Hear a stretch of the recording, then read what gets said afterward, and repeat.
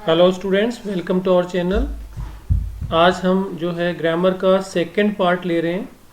जैसे first video में मैंने आपको जो ग्रामर का फर्स्ट पार्ट लिया था उसमें आपको बताया था कि जो टेंस और ट्रांसलेशन के लिए क्या मुख्य चीज़ें ज़रूरी है, किस प्रकार से ट्रांसलेशन करने में जो है टेंस का टॉपिक हमारे लिए मददगार साबित होता है और टेंस के लिए बेसिक रूल्स क्या हैं। तो आज हम सेकेंड वीडियो ले रहे हैं इसका।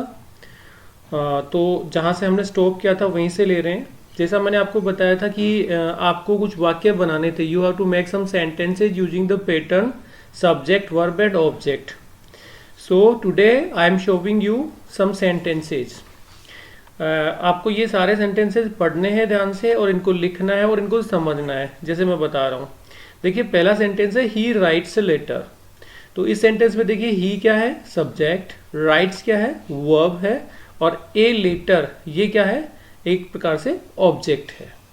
इसी प्रकार से देखिए आई स्पीक इंग्लिश, आई क्या हो गया, सब्जेक्ट। सब्जेक्ट का मतलब जो वाक्य में कोई काम करता है उसको सब्जेक्ट कहते हैं। One who does something in a sentence, एक प्रोनाउन है जो सब्जेक्ट के रूप में आ रहा है। उसके बाद स्पीक इसका मेन वर्ब है और इंग्लिश इसका ऑब्जेक्ट है। ठीक इसी प्रकार से देखें सी गोज टू स्कूल, तो सी सब्जेक्ट हो गया, गोज इसका मेन वर्ब हो गया और स्कूल क्या हो गया, ऑब्जेक्ट हो गया। आगे बढ़ते हैं हम। मीना हेल्प्स मी, तो मीना सब्जेक्ट हो गया, हेल्प हो गया वर्ब और मी हो गया ऑब्जेक्ट। ठीक इसी प्रकार से देखते हैं we learn to make sentences. So आपको केवल इतना देखना है, वी सब्जेक्ट हो गया, लर्न वर्ब होगी, तो बचा हुआ पार्ट क्या बन गया, ऑब्जेक्ट। यानी हम कहते हैं कि सब्जेक्ट और वर्ब के बाद जो रिमेनिंग पार्ट ऑफ सेंटेंस उसको हम क्या कह देंगे, object. They play cricket, they subject हो गया, प्ले वर्ब हो गई और क्रिकेट क्या हो गया, ऑब्जेक्ट हो गया। The lion comes into the jungle, तो द लॉइन तो क्या हो गया, सब्जेक्ट हो गया आपका, कम्स क्या होगी, वर्ब होगी और द जंगल क्या हो गया, ऑब्जेक्ट हो गया। तो अब मैं समझता हूं कि आपको सब्जेक्ट वर्ब ऑब्जेक्ट ये जो पैटर्न फॉलो होता है इंग्लिश में सेंटेंस बनाने का, ये बिल्कुल अच्छे से समझ में आ गया होगा।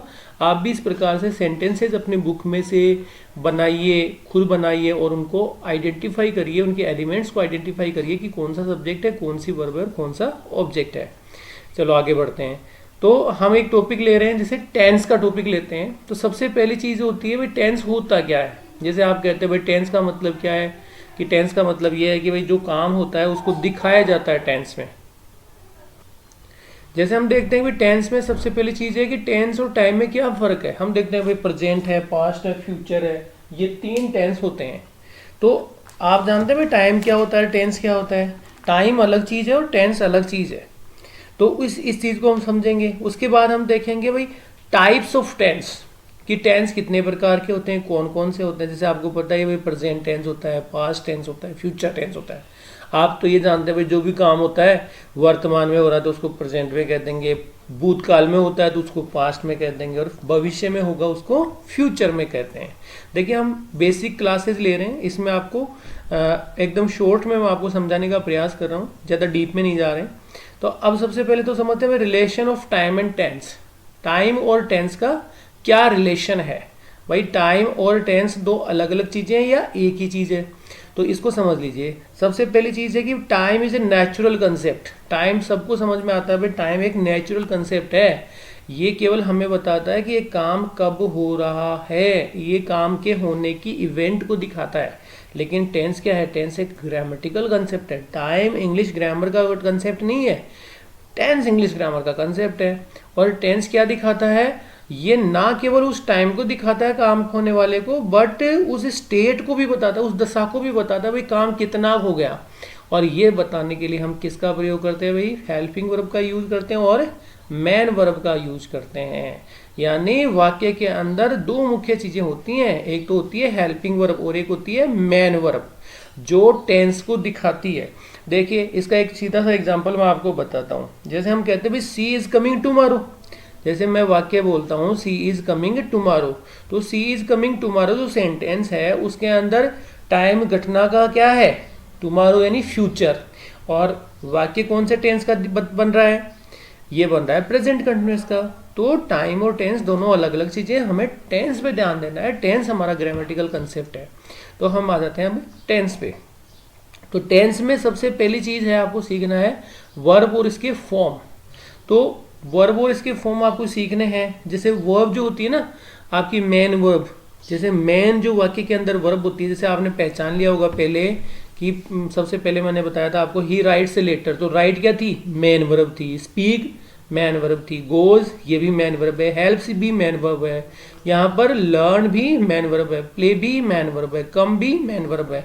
तो सबसे पहली चीज आपको समझनी पड़ेगी, ये जो मैन वर्ब है इसके फॉर्म होते हैं अलग अलग, इनको आपको याद करना पड़ेगा। और जैसे इसके फॉर्म कौन कौन से होते हैं, पहला तो है फर्स्ट फॉर्म जिसको हम प्रेजेंट फॉर्म कहते हैं, उसके बाद दूसरा होता है सेकेंड फॉर्म जिसको हमें पास्ट भी कहते हैं, और थर्ड फॉर्म होता है जिसको हम पास्ट पार्टिसिपल कहते हैं। तो आपको ये तीनों फॉर्म वर्ब के याद करने पड़ेंगे ताकि आपको अच्छे से समझ में आ सके, टेंस का टॉपिक अच्छे से समझ में आ सके, आपको वाक्य बनाने में मदद मिल सके। अब हम देखते हैं कि use of various forms of verbs, verb की जो फॉर्म्स होती हैं उनका यूज देखते हैं, उसको समझते हैं ताकि हमें पता लगे कि भाई ये जो फॉर्म्स ऑफ वर्ब्स हैं वो हमारे किस प्रकार से मददगार होती हैं। देखिए वाक्य देखिए, द सन राइजेज, इस वाक्य में आप देखिए कि यहाँ जो मेन वर्ब हम काम में ली है ये जो वर्ब है वो है राइजेज, तो ये मेन वर्ब का ही रूप में इसमें ऐसे ही इस काम में लिया हमने। उसके बाद देखिए ही रोट, ये सेकंड फॉर्म ऑफ वर्ब है। उसके बाद देखिए स्पीक्स, ये आपकी फर्स्ट फॉर्म प्लस ऐसे यस का रूप है। वेंट ये सेकंड फॉर्म का रूप है। हेल्प्ड ये सेकंड फॉर्म में, और ये मेकिंग आ रहा है ये फर्स्ट फॉर्म में आईएनजी है। तो देखिए यहाँ ये अलग अलग वर्ब आ रही है, यानी कहीं पर आपको फर्स्ट फॉर्म में ऐसे ये दिखाई दे रहा है, कहीं सेकंड फॉर्म दिखाई दे रही है, कहीं सेकंड फॉर्म दिखाई दे रही है, कहीं आईएनजी दिखाई दे रहा है।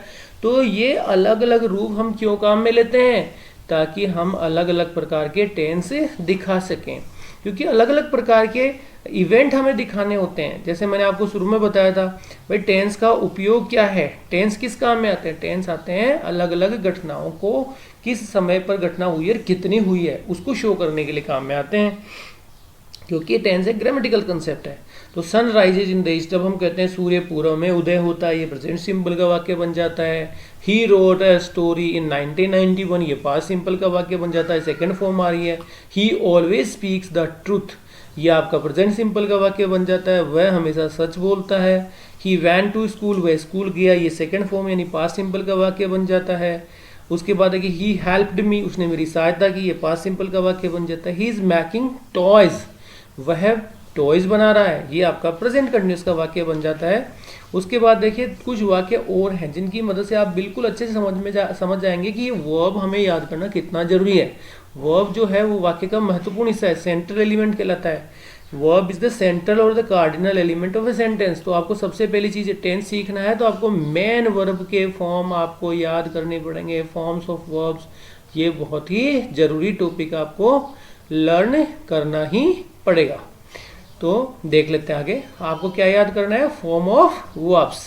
तो देखिए they have learned their lesson, देखिए यहाँ पे ये लर्नड जो है ये मेन वर्ब है, हैव इसका हेल्पिंग वर्ब है।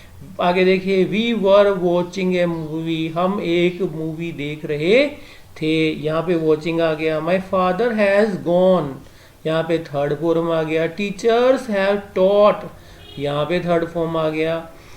आई have been learning since their birth, ये वाक्य गलत हो गया। I have been learning since my birth आएगा, यहाँ पे क्या आएगा, my birth.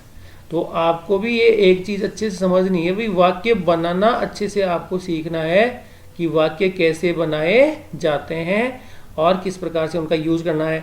I had finished, ये देखिए सेकंड फॉर्म आ गई यहाँ पे, third form sorry, I had head के साथ थर्ड फॉर्म आती है। आई विल फ्लाई, यहाँ पे देखिए फ्यूचर सिंपल का वाक्य है, फर्स्ट फॉर्म काम में ली जा रही है। वी सर्च इन गूगल, ये फर्स्ट फॉर्म है। तो आपने देख लिया, मैंने लगभग आपको 20 सेंटेंसेज बता दिए। इन सभी सेंटेंसेज में हमने अलग अलग मेन वर्ब का प्रयोग किया है, और इस वाक्य में तो आप, इन वाक्य में तो आप देख सकते हैं जैसे हैव आ रहा है, यहाँ पे वर आ रहा है, ये वर्ब हेल्पिंग वर्ब है।